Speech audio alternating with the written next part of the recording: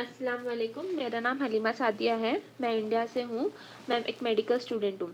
کچھ ٹائم پہلے میں نے خواب دیکھی تھی، اس میں میں نے میری فرینڈ کی امی کو دیکھی تھی۔ میں ان کے ساتھ ہوں، ان کے گھر میں ان کے پاس ہوں اور ان سے بات چیت کر رہی ہوں، اور انہوں نے ایک کپڑا پہنے ہیں کہ کیا ہے پتہ نہیں، بٹ ان کے جسم پہ مجھے بہت سارے تارے دکھے، بہت سارے، جیسے اپنے ملکی وے کے خوب سارے گروپ آف تارے رہتے ہیں نا، ویسے تارے دکھے، اور اس کا مطلب بیک گراؤنڈ پرپل کلر کا تھا۔ پلیز آپ مجھے میرے خواب کی تعبیر بتائیے، میرے لیے دعا کیجیے گا۔ السلام علیکم۔ وعلیکم السلام ورحمۃ اللہ وبرکاتہ۔ آپ اسٹوڈنٹ ہیں بیٹے، اللہ تعالیٰ آپ کو کامیابی عطا فرمائے اور آپ کو آپ کے والدین کی آنکھوں کی ٹھنڈک بنائے۔ آپ دیکھ رہے ہیں نو ٹی وی جدہ اور میں ہوں آپ کا دوست، آپ کا ہوسٹ محمد عاقل، جدہ سے، مملکت سعودی عرب۔ ایز یوجول میں نے خواب کی تعبیر جاننے کے لیے رومانہ کے پاس اس وائس میسیج کو بھیجا، سنتے ہیں مل کر ان کا جواب۔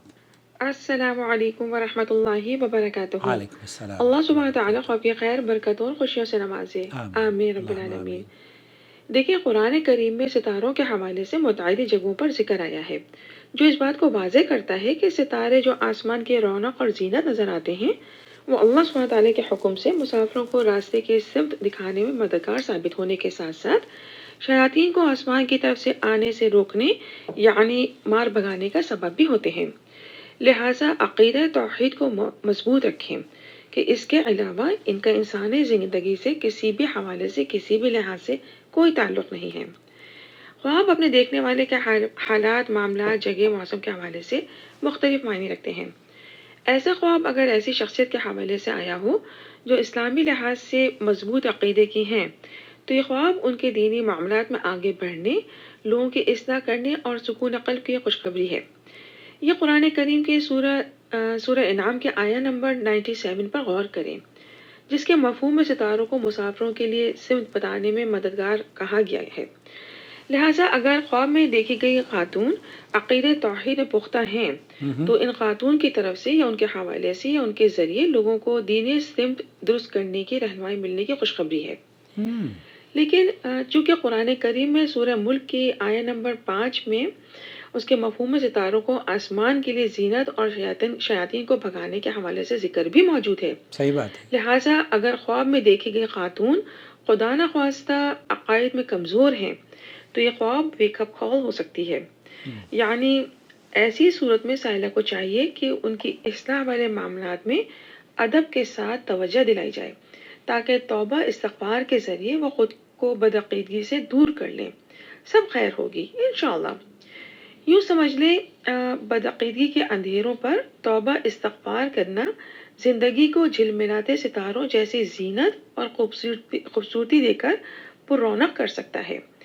نماز کی پابندی اور استغفار میں اضافہ ضرور کرتے جائیں۔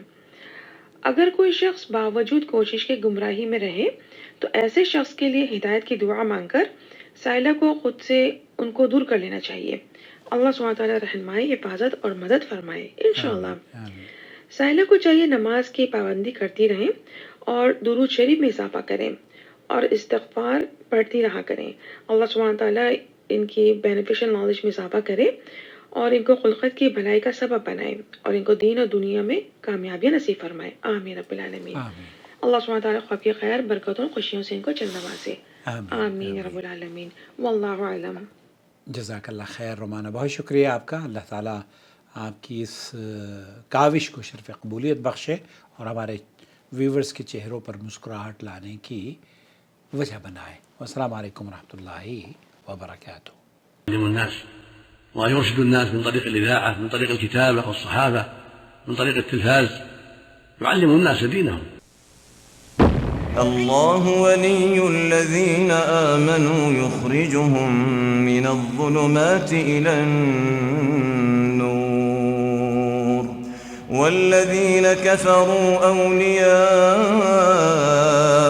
الطاغوت يخرجونهم من النور إلى الظلمات